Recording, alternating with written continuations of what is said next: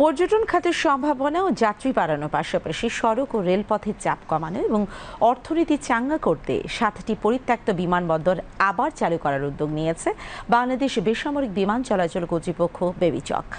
এরই মধ্যে বগুড়া বিমানবন্দরের কাজ চলমান, পাশাপাশি লালমনিরহাট ও শমশেরনগর বিমানবন্দর চালুর বিষয়ে সরেজমিন পরিদর্শন করেছে কারিগরি বিশেষজ্ঞ দল। রিপোর্ট শফিউল্লাহ সুমনের। বর্তমানে দেশে বগুড়া, লালমনিরহাট, শমশেরনগর, ঈশ্বরদী, ঠাকুরগাঁও, কুমিল্লা ও তেজগাঁও বিমানবন্দর পরিত্যক্ত অবস্থায় রয়েছে। দেরিতে হলেও সড়ক ও রেলপথের উপর চাপ কমাতে এবং অর্থনীতি চাঙ্গা করতে পরিত্যক্ত এই বিমানবন্দরগুলো পর্যায়ক্রমে সচল করার উদ্যোগ নিয়েছে সরকার। ইতিমধ্যে সংস্কার কাজ শুরু হয়েছে বগুড়া বিমানবন্দরের। এছাড়া লালমনিরহাট বিমানবন্দর চালুর জন্য বিমান বাহিনীর সঙ্গে বেবিচকের একটি চুক্তি সই করা হবে বলে জানান বেবিচক chairman air vice marshal Mohammad Manzur Kabir Bhuiyan. এদিকে পাবনার রূপপুরে দেশের প্রথম পারমাণবিক বিদ্যুৎ কেন্দ্র নির্মাণ শুরু হওয়ার পর থেকেই ঈশ্বরদী বিমানবন্দর চালুর জোর দাবি উঠেছে। আমাদের অনেক এয়ারফিল্ড আপনারা জানেন বেদখল হয়ে গেছে, বিভিন্ন লোকজন বাড়িঘর বানিয়ে বেদখল করে ফেলছে। আমরা এটার বিরুদ্ধে অবস্থান নিয়েছি। আমরা মন্ত্রণালয় থেকে এটা এই স্টেট ডিপার্টমেন্টকে শক্তিশালী করার জন্য লোক পোস্টিং করিয়ে নিয়ে এসেছি। আমরা এটা নিয়ে কাজ করছি এবং আমাদের এয়ারফিল্ডের যে জায়গাগুলো আছে সেগুলো আমরা প্রাচীর দিয়ে বেষ্টনী দিয়ে করে দিচ্ছি, যাতে যেগুলো আমরা এখনই করতে পারবো না সেগুলো আমরা সুরক্ষিত করে রাখছি, যাতে ভবিষ্যৎ অপারেশনাল প্রয়োজনে আমরা এটা ইউজ করতে পারি এবং হাই স্পিড ট্রেনের সাথে ঢাকায় সংযুক্ত করতে পারি ট্রেন এবং বাসের মাধ্যমে। তাহলে কিন্তু আমাদের এটা সম্ভব হবে। সেটা আমাদের মধ্যমেয়াদী তো দীর্ঘমেয়াদী পরিকল্পনা আছে। সৈয়দপুর বিমানবন্দরকে বিমানবন্দরকে আমাদের রিজিওনাল হাব হিসেবে তৈরি করার একটা পরিকল্পনা আছে।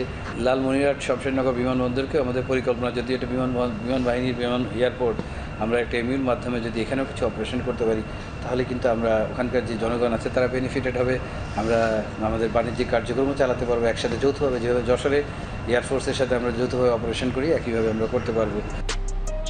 এরই মধ্যে মৌলভীবাজারের শমশেরনগর বিমানবন্দর চালু করার জন্য বেবিচকের 4 সদস্যের একটি টিম সরেজমিন পরিদর্শন করেছে। সংশ্লিষ্টরা জানান বগুড়া বিমানবন্দর আগামী জুলাই মাসে চালু করতে সব ধরনের আয়োজন চলছে, তবে বাণিজ্যিকভাবে শুরু হতে 1 থেকে 1.5 বছর সময় লাগতে পারে।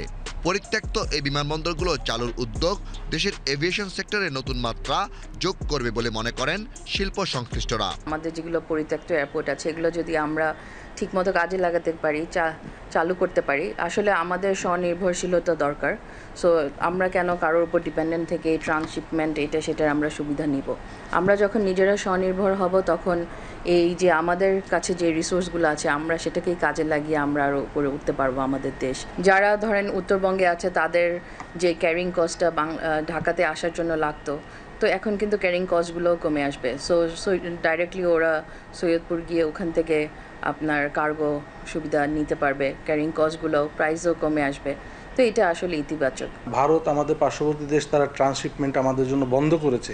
আমাদের যেই পরিমাণ কার্গো পরিবহন হয় সেটা বাংলাদেশের এতগুলো এয়ারপোর্ট আছে, সেগুলোকে যদি আমরা সুন্দরভাবে গড়ে তুলতে পারি, ব্যবস্থাপনা সুন্দর করতে পারি, আমাদের অবকাঠামোগত উন্নয়ন যদি হয়, এয়ারপোর্টগুলোকে যদি অ্যাক্টিভেট করতে পারি, আমাদের অর্থনীতিতে অনেক অবদান রাখবে।